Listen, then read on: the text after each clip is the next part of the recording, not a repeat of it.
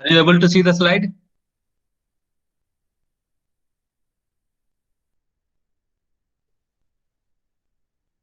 Anyone respond? Are you able to see the slide?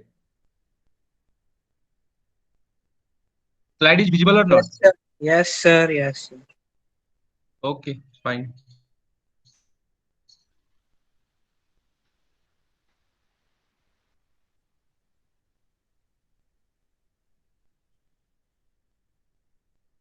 So today we will start linear space. We can call that whatever we have studied till now, it was just part of linear space. And in mathematics, if you go through example to a generalized concept, then it give a better understanding of that related concept. So that's we had discussed a lot about subspaces and several kind of Euclidean spaces, and we had already seen a system of linear equation. So those are all making a abstraction towards one important part of, or one important tool of linear algebra, that we are calling it linear space. So whatever we do linear algebra, uh, where the the space where we do linear algebra, that space we are calling it linear space. So we discuss in detail about linear algebra, and I will talk about how till now we had already discussed only about vectors. So in linear space we only observe vectors. So that's why another name of linear space, we are also calling it vector space.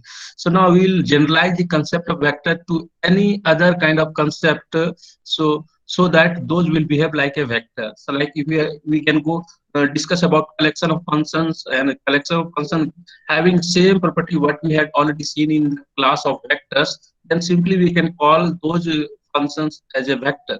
And if you take any other example, class of matrices, and matrices happens to be same kind of property with respect to linear combination and other kind of things. So those class of matrices also we can call it uh, vectors, and the corresponding space containing matrices we will call it vector space or linear space. So till now you have already seen vector like n dimensional vector. So the collection of all n dimensional vector we use to define it by Rn, and the collection of all matrices with real entry we use to define by Rm, m cross n. Suppose it is collection of all m by n matrices. So you may see there is a very interesting result relation between matrices and uh, this Euclidean space Rn. You can equivalently say that the matrices collection of all m by n matrices, it is just behaving like vector. If you what you do, take first column, then put it in first uh, m number of vector, and then take second column and put it like a put after the first column. So in that process, what you will observe that a matrix also can be written in terms of vectors. So like this way, if you simply we are taking 2 by 2 matrix having entry 1, 1, 2, 3. So it is a 2 by 2 matrix. Can we visualize this one in terms of vector? Yeah, we can visualize, because when you do image processing, image happens to be in the form of matrix of pixels. Entry happens to be pixels. So in that process, you have to vectorize the matrix in form of uh, vector. So what would happen? Take first column of the matrix and put first here. 1, 1 will come, and take then second column, put it here. 2, 3. So you can observe that this one was the 2 by 2 matrix, and 2 by 2 matrix you have tried in the form of uh, 2 by 2 matrix. So you have tried in the form of 4 by 1 matrix. So it happens that if you are taking in general, if you take any m by n matrix, you can vectorize into that m into n dimensional vector. So if you're taking any m by n matrix, so what you do, take one column, put it in the vector form. So first column this one, second column this one, likewise nth column. So you will convert this one in the vector form. So where your first column will come first in the first part of vector, then second column, third column. So vector, you are doing vectorization kind of things. So there is no much difference between vector and matrices from the vector space perspective. So that's why we will go to see other than those linear spaces or vector spaces which will have element will act as a vector. So that is the plan of today's lecture. So before going to discuss that, I will give a final recap of fundamental theorem of linear algebra. Then I will go to discuss about abstraction of vectors or Euclidean space to linear space. Then I will give you example of subspaces as a uh, generalization of whatever subspaces we had already studied. And also here when we will study subspaces, then I will introduce Minkowski sum. So remember that Minkowski sum is playing very important role in many ways. Even in robotics also it is playing very important role. If you are very good in Minkowski sum, so what is happen? Even if you take simply pinhole camera, there is also concept of Minkowski sum, and many where Minkowski sum is coming. So this sum between two set, it is not just general summation of scalars; it is summation of set. So this summation is very special. We will call this summation Minkowski summation. So what will happen if you take two subspaces and you sum it up, then the resultant would be again a subspace. So that is the criteria of establishing Minkowski sum.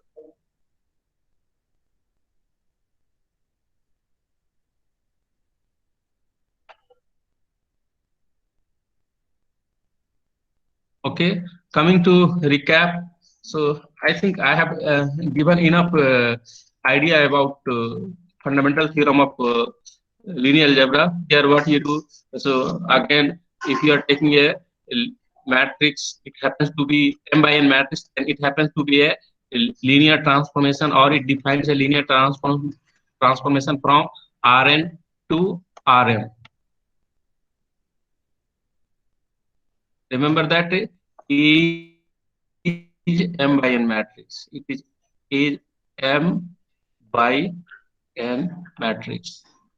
So in that process, we see here two kind of space. One is domain space. That one is Rn, and another one is target space. That one is Rm.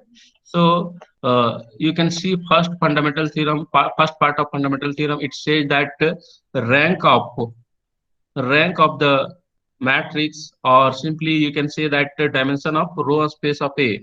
It happens to be, if you sum it up with dimension of nullity of A, then that would be equal to dimension of the domain space. So R plus n minus R equal to n. That that one is the first part of Sylvester law. Similarly, if you come in target space, again you can say that rank of the matrix, rank that happens to be again column space of A plus left nullity. That means dimension of null space of A transpose. If you sum it up, then that would be dimension of target space. So this is the first part of Sylvester law. Second part, it says that you can observe that here column space of A transpose, that means row space of A, it happens to be perpendicular of null space of A transpose. That means if you take any element from column space of A transpose or row space of A, then that would be definitely perpendicular to every element of null space of A. Take any element from row space of A and just take dot product with any element from the column space, then dot product will be always zero. That's why we say that column space of A transpose is perpendicular to null space of A. Similarly, if you take any element from the column space of A and do dot product with null space of A transpose, then again you will see that dot product would be zero. That's where you are saying that column space of A happens to be perpendicular to null space of A transpose. So this is the relation. This it form second part of fundamental theorem. All these about part 1 and part 2 of fundamental theorem. Part 3 of fundamental theorem, it is talking about that we know that row space of A, it is a subspace of dominant space Rn. Similarly, null space of A, it is a subspace of dominant space Rn. But we had already seen that few cases basis of null space or basis of row space either happens to be perpendicular to each other or may not be perpendicular to each other. But we always willing to see that kind of basis which happens to be unit vector and perpendicular to each other. So that part is we are calling it part 3 of fundamental theorem, and we will cover that in next module. We are coming to linear space, or few books they are writing it vector space, because element of linear space happens to be vector in nature. So that's why you can call it vector space as well.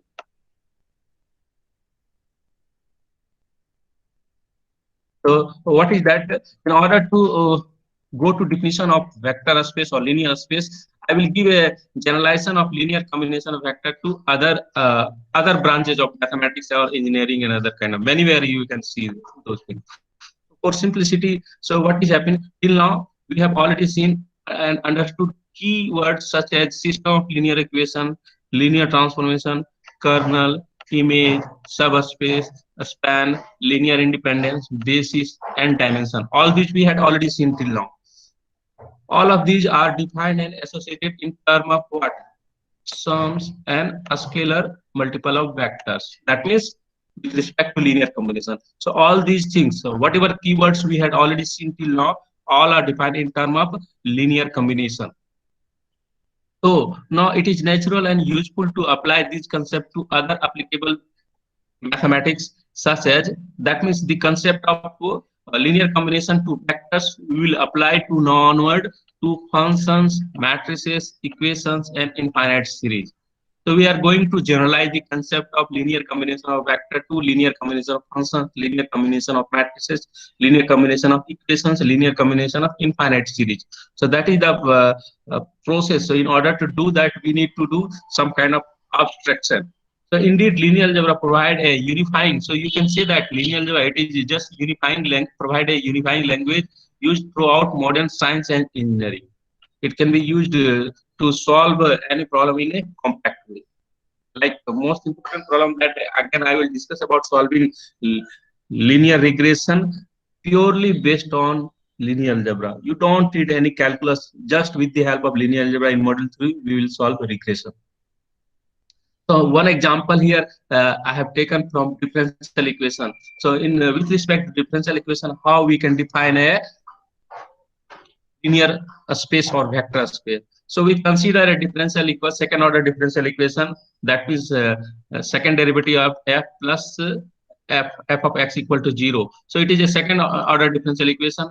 If someone is not comfortable with this notation, then you can write it usual notation from calculus. You always call function f of x, you denote it by a dependent variable y, so y of x. So in that process, this differential equation will take this form: y double dash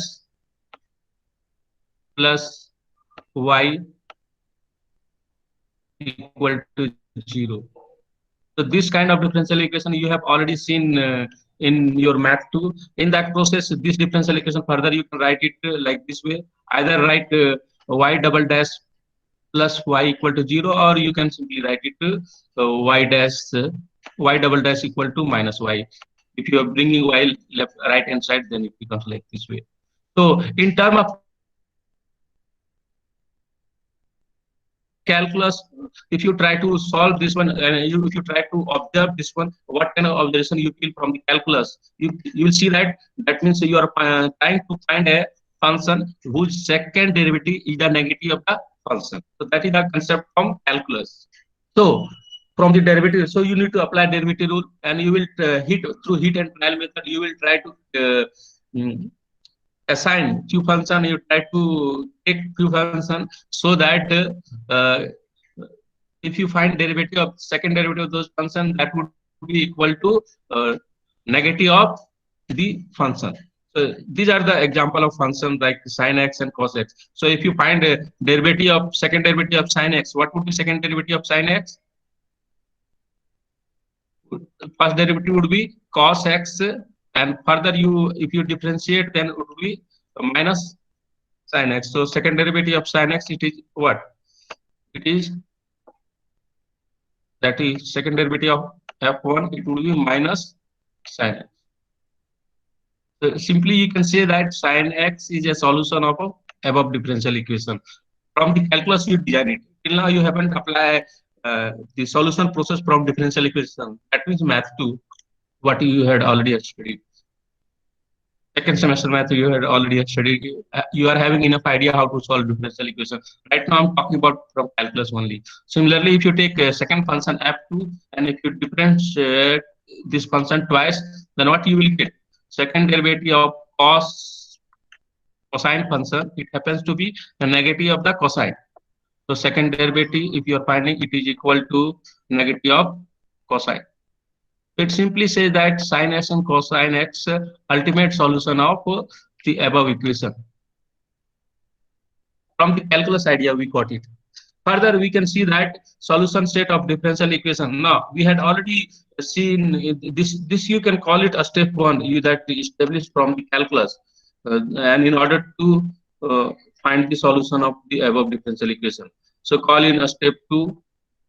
This one is a step one, and this one, second one is a step two. In a step two, what we will see that if you take any two solution of the differential equation, above differential equation, and if you sum it up, then this sum is again a solution of differential equation. Usually you can see that sin x is a solution of this differential equation, cos is also a solution of this differential equation, and if you talk about sin x plus cos x, does it is a solution of the above differential equation? Definitely it is a solution. Why? Because again, if you define a function, here I have already taken. So if you define a function fx, which is sum of f1 and f2, that means sum of sin x and cosine x. And if you find second derivative of this function f, what would be second derivative of f? So second derivative of f would be what? It is fx is sin x plus cos x. So second derivative of fx would be minus tan sin x plus cos x. That means, what does it talk about? It is saying that second derivative of cosine fx is equal to minus fx. Minus sign I have taken common, so it would be minus fx. That's way we say that this for this differential equation, the solution set is closed under addition. Similarly, if you would multiply this sin x or cos x with a scalar or a constant, then again you will see that multiple of constant is again a solution of the differential equation. So similarly, so we can say that it means that simply the solution, any linear combination of this solution sin x and cos x, it happens to be a solution of the differential equation. So you can say that if you are taking a class of differential equation, that means solution of space of this differential equation, so that fx, you are taking a class of function so that fx satisfies this differential equation, then it form a vector space or linear space where vector happens to be function in nature. So such that f double dash plus f of x equal to 0. So we are taking this class of function. So this you can call it solution of space of the above differential equation. So now we are having a solution of space of above differential equation. We denote it by W. So what is the next question would be? No, we had already seen that it contains also 0 function is a solution of this. So 0 function is also in W. Now W, we can observe that W is what? It is satisfying all the three property of being a subspace. So what are those properties? That means zero function belongs to W. Zero means here zero function. Second is it is closed with respect to every solution, sum of solution. That means you are taking every two solution, and if you are summing it up, then the sum of those two solution is again a solution of the above differential equation. That means it is closed with respect to sum. Similarly, you can define it is closed with respect to a scalar multiplication as well. What is that? If you take any solution of the ever differential equation and you multiply that solution with a scalar, then the resultant would be again a solution of the differential above differential equation. That's why this solution of space of the above differential equation is form a subspace. Now next question would be, if it is a subspace, then what is the dimension of subspace, or what is the basis of this subspace? So basis of this subspace would be sin x and cosine x. It is having the elementary solution of this differential equation are what? Sin x and cosine x. So every solution can be written as a linear combination of sin x and cosine x for this differential equation. If you change your differential equation, you will get different solution of space and corresponding different basis you will get. So here basis of this class solution of space is like this way. So you got this one. That means solution of space of this differential equation, it is forming a second two-dimensional subspace. Okay, further we will go to uh, generalization of, we will generalize it. So where does, so we had already seen that W, it was a subspace, but subspace of which vector space, or which linear space? So W, it is a subspace of function class of all function defined from Rn to Rn. So FRR, you can say that it is a collection of all function, all real value function defined over R. So that means f is a function such that f is defined from R to R. So this FRR is a collection of all real valued function defined over R.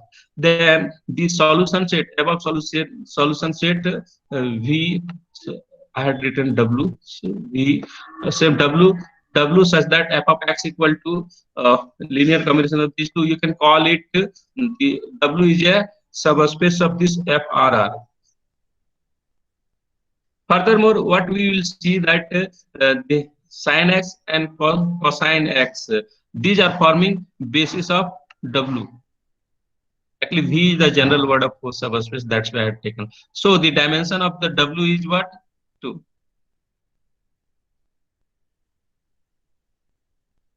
In summary, we can say that solution of our differential equation, it forms a two-dimensional subspace of all, a space of all function depend from R to R with basis element. What are the basis element? Sin x and cosine x.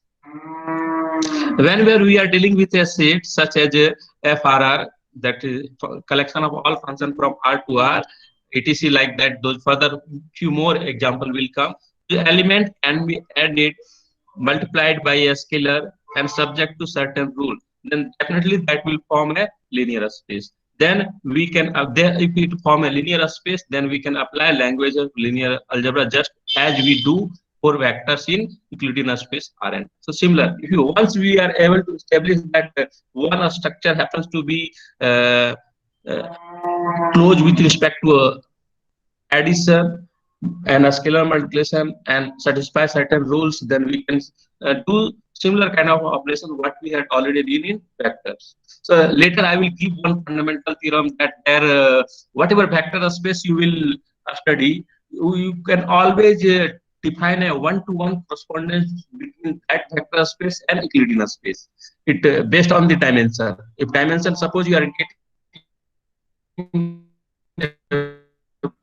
vector space of dimension n, then definitely there is one correspondence between that vector space of dimension n with Euclidean space Rn. That correspondence is very interesting, that we'll discuss later. So one more example, that I am taking a subspace from Fourier transform. That subspace we are calling it Fourier subspace. So how we can visualize that? So this is the Fourier subspace we are defining. So how we are defining? So you can observe that here I am taking finite dimension discrete Fourier transform, you can call it, or simply a Fourier transform with just finite number. Finite, we try to bring finiteness in the Fourier transform. You have already observed that when you are discussing Fourier transform, then it happens to be an infinite series, because Fourier transform contains both sine and cosine, both kind of signals. So that's where you write Fourier transform of any periodic function. Remember that we are able to write Fourier transform for periodic function or piecewise periodic. Uh, so it means that ft equal to summation n varies from, there is a criteria, you can write it as sine and cosine in different way, or you can write it together. So there are many variant of writing Fourier transform. One is an cos nx, n omega, other things will come. Right now I'm writing in very simple form, plus, so here it will vary from 0 for with respect to cosine, and index n will vary from 0, and with respect to sine n will vary from 1. The reasoning I had already discussed in few in very first class. I think I might have already discussed. So Bn sine, this is the Fourier transform of Fourier series of a periodic function nx. So what is happening here? I am taking, suppose your ft is just even function. So in that, if your periodic function happens to be even function, then from the property of Fourier series, you might be already aware that it will contains, the Fourier series will contains only cosine term. There would be no sine term. Now we are putting further condition. We are saying that only m number of Fourier coefficient are meaningful. That means they are having higher value. Others are redundant. That means those value are almost 0. So in that perspective, you can give a finite representation of Fourier series of a periodic function. So this finite representation we have taken, where k is varied from 1 to m. There are m number of meaningful coefficient. I am saying that meaningful. After that, whatever m plus 1 coefficient others will come, those would have very little value or insignificant value. You can say that. That's way. So what we do, if we collect all the Fourier coefficient, so how many Fourier coefficient we will have? We will have k number of m number of Fourier coefficient. So you are making a space where each Rm, where each coordinate represent Fourier transform of some periodic function, then you are getting what? You are getting a Fourier subspace. This is the Fourier subspace. So S, you can further say that S can be expressed as an intersection of infinite number of slabs. So it is slab ST. ST is what? ST, it is talking about all the Fourier coefficient, m dimensional, finite dimensional Fourier coefficient, such that this call it normal vector P. So P transpose X is, it lies between -1 and 1. So P is coming with respect to your cosine signal. P is coming with respect to a cosine signal. So what is happening? So it defines a signal, slab. If you are taking this kind of structure, it defines a signal. So I had already given enough idea of hyperplane. So what was the equation of hyperplane? Generally we write, suppose here, here bias we are taking 1. So if you are trying to draw A transpose X less than equal to 1 in 2D, so having a in the direction, this is the hyperplane A transpose X equal to 1. A transpose X equal to 1, and A is the normal direction of the hyperplane. So this is equation of A transpose X equal to 1. Similarly, what you do, you define A transpose X equal to -1. That means you are moving in the opposite direction of normal. -1. -1. Bias is -1. So again, the normal is same, but bias is, this one is bias 1, and for second hyperplane bias would be this. So -1. So that's why you will get, this is the second hyperplane. Name of this one is what? A transpose X equal to, so intersection of this one, intersection of, take intersection in this way. Uh, what? So this hyperplane A transpose X define two subspecies. This you can call it upper half space of this A transpose X equal to 1. So I am giving it one. One is related with bias, and here you can observe that it is, if you observe this equation, it is saying that -1 is less than equal to A transpose X. And if you observe this inequality, then it says that A transpose X is less than equal to 1. That is there. So here, this region, it is, this region is talking about the complete region. All these regions are talking about A transpose X is less than equal to 1. So this you can call it negative half space defined by A transpose X equal to 1. So you can put it here -1. Now similarly come across to this hyperplane. Also it defines two part of this plane. One is, if you take consider this one, this is a negative half space of, negative half space defined in hyperplane A transpose X equal to -1. So you will put it your H minus -1, -1 with respect to this price to differentiate, and this one is, you will call it positive half of uh, half space defined by the hyperplane, this one. So what is the intersected region for this equation? This region is the intersected region of H1 minus and H minus 1 plus. So this region, what it looks like a slab. So that's way, this equation, if you are putting modulus condition like this way, it always defines a slab. So that, so this Fourier space, subspace, it is a intersection of all these slabs, and the plot is something like this way. This is the plot of the subspace. So it is a Fourier subspace. I will discuss in detail when we will cover orthogonality. That time it would be giving a, it would give a more clear picture of this Fourier subspace kind of things.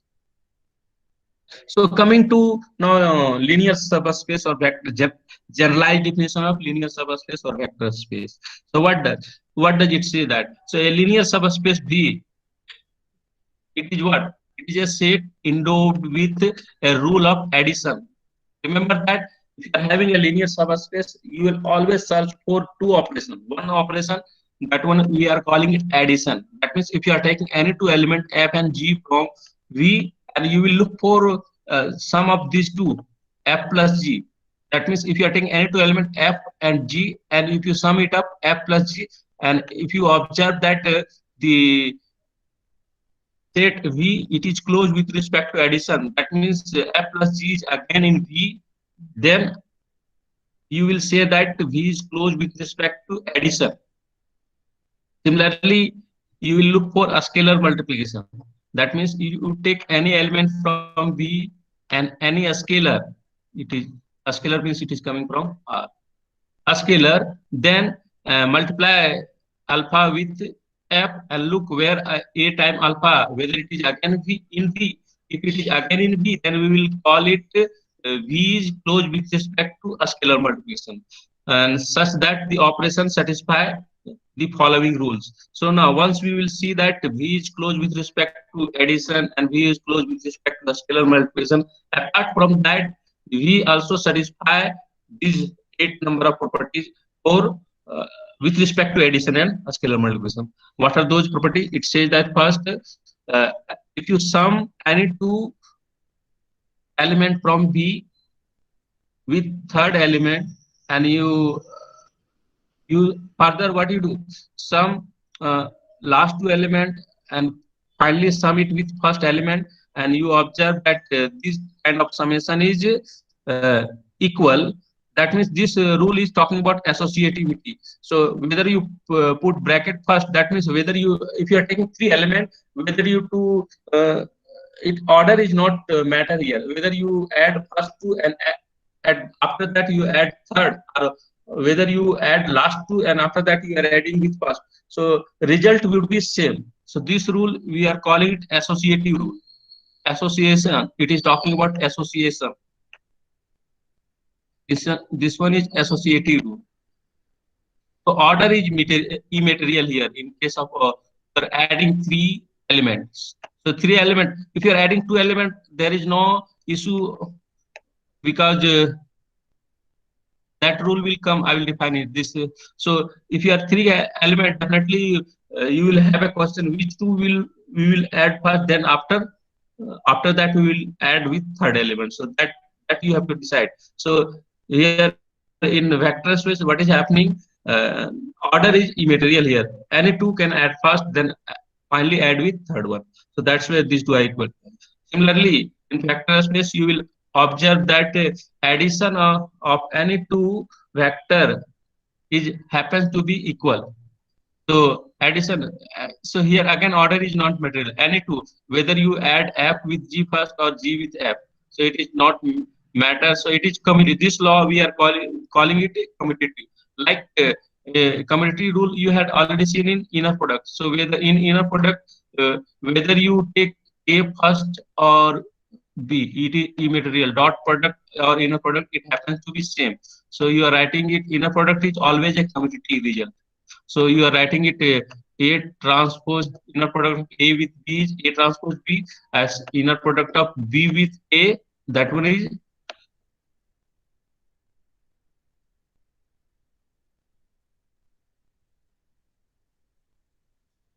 B transpose A of B transpose A. But both are, it is talking about just a scale, so both are equal.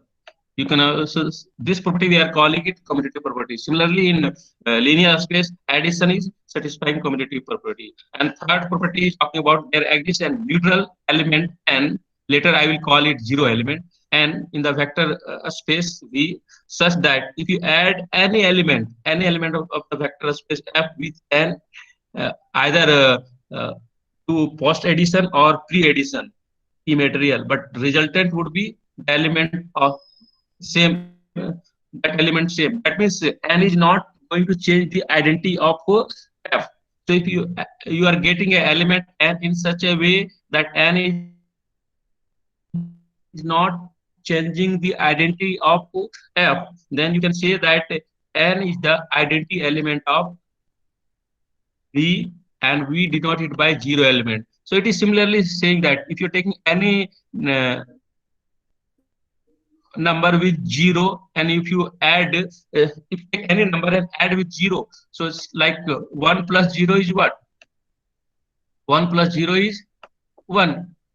It says that 0 is, 0 is not changing the identity of 1. If you add 1 with 2, then resultant would be 3. So that means it has been changed. But if you add 1 with 0, then you observe that 0 is not changing the identity of 1. If you add with add 2 with 0, again 0 is not changing the identity of 2. So that's why 0 is what? 0 is a identity element. So identity, because it is not changing the, it keeps the identity of other element. It is not changing the identity of other element. So that's why we call it identity element. 0 plus 2 is 2. Similarly, if you take a zero vector, if you add with any other non-zero vector, then sum of non-zero vector with zero vector would be the non-zero vector. So that means zero vector is not changing the identity of any non-zero vector. So that is the criteria here. Now, again, here it is addition. With respect to addition, we can define, we can find a element G such that if you add G with F, then what will happen, or G with F, the resultant would be identity element. So this G we will call it, it is the negative of F. So it is like that. If you taking 1 and you are adding 1 with minus 1, what would be your element? The resultant would be 0. So that means you add minus 1 with 1, you are getting identity element. It says that minus 1 is the negative of 1, negative of 1, or another name we are calling it arity inverse. It is coming with respect to addition, so that's why we can call it arity inverse. So it is invert, it invert inverse. That means you are summing minus f with f, then you are getting the identity element. So that minus f, we are calling it arity inverse. Now uh, fifth property, it is talking about a scalar multiplication distribute the vector addition. F, remember that it is f is a this plus is uh, addition with respect to element from B. So you can see it is, all these are very simple kind of law. These you have to understand. Through example, you will understand more. So it is, we are calling it distribution, or this one is also distribution. Here, this vector, you can remember this vector is a scalar vector because it is talking about addition with respect to a scalar alpha and beta. But this vector is a it is a vector addition because it is talking about addition with vectors. And then you can observe that here this scalar addition has been changed into vector addition. Now further, if you can observe this one is this rule again with respect to two different scalar. Then further, if you take any element f from V and you multiply with 1, then you are getting f itself. So these are 8 important properties of being a linear space. So if you are having any kind of set and you observe that that set satisfy all these 8 properties, then you can say that that given set it is forming a vector space or linear space.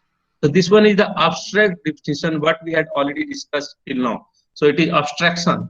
So it is giving a making a new structure or generalized structure. I will talk about few example as well. So in summary, we can say that a linear space is a set with two reasonably defined operations. Those operations are addition and scalar multiplication, and that allow us to form linear combination. In short, whatever 8 property we discuss about, so all those we can say that we are having two operation, addition and a scalar multiplication, and it is providing a freedom to form a linear combination. So all the other basic concept of linear algebra in turn rest on the concept of linear combination. So we have to be very much what aware of linear combination, that how to form a linear combination. For example, if you take Euclidean space Rn, then in Rn always what it is so we will search for neutral element. So it is a vector space, it is having neutral element 0. That means identity element is the 0 vector.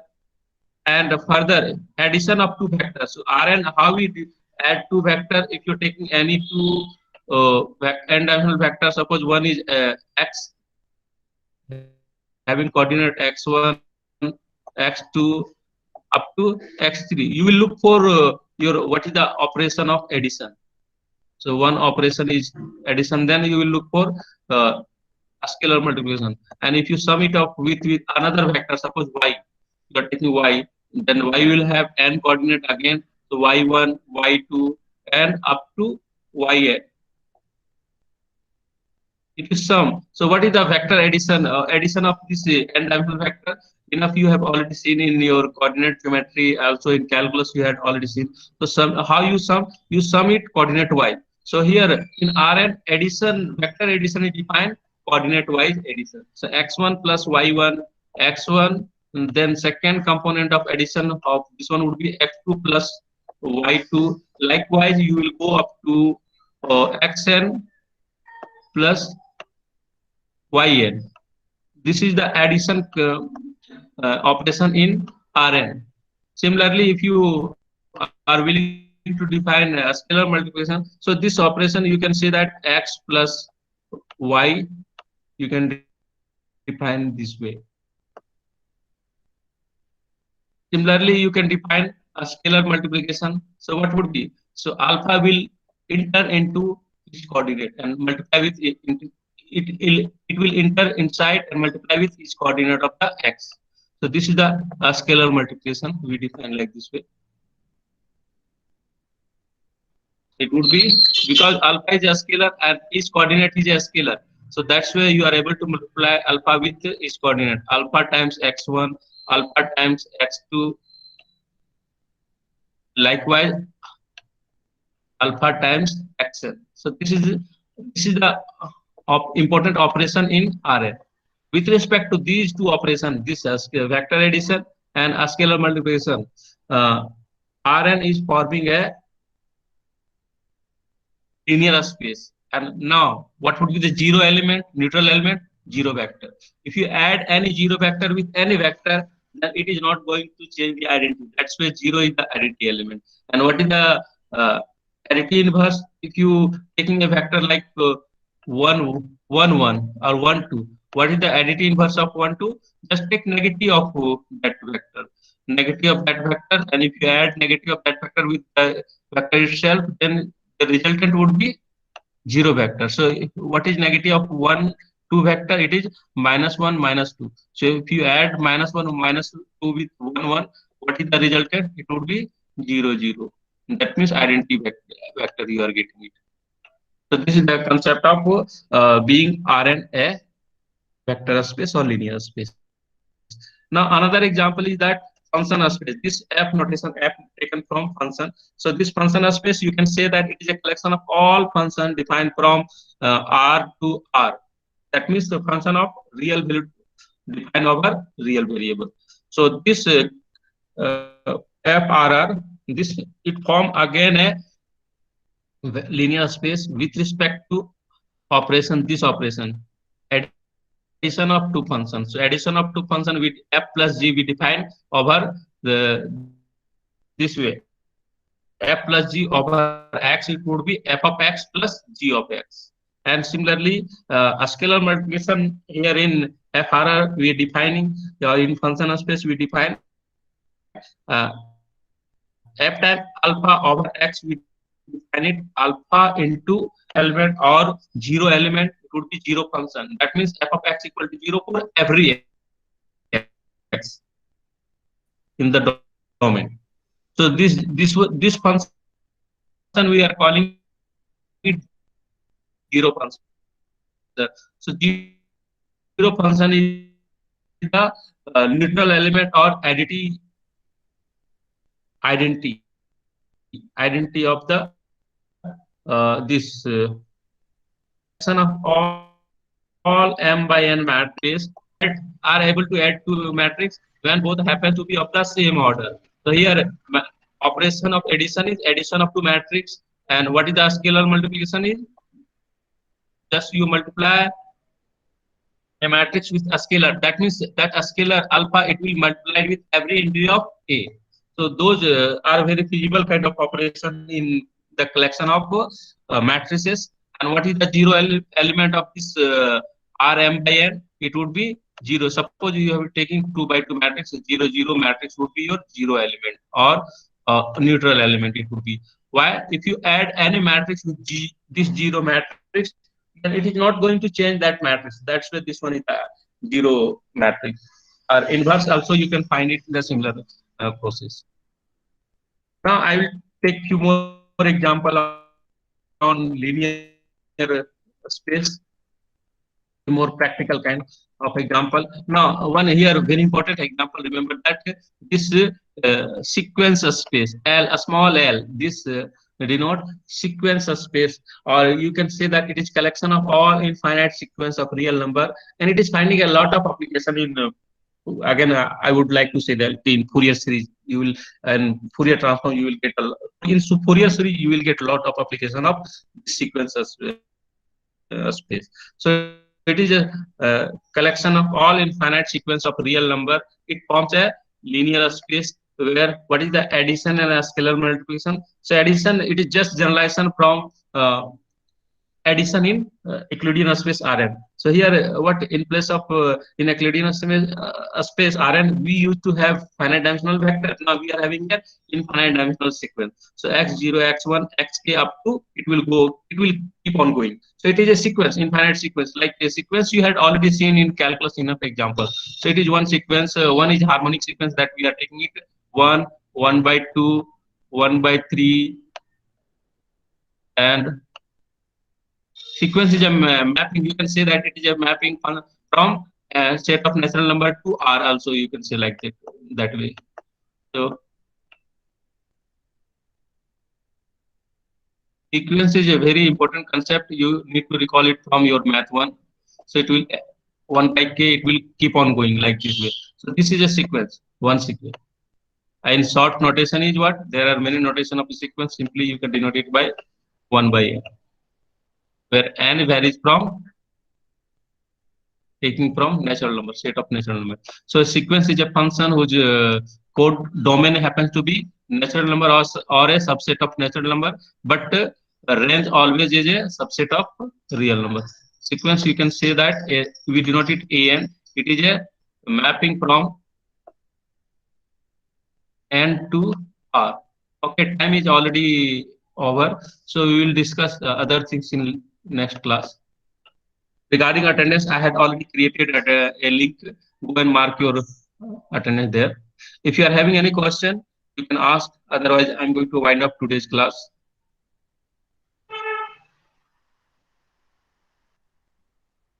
Anyone is having any question?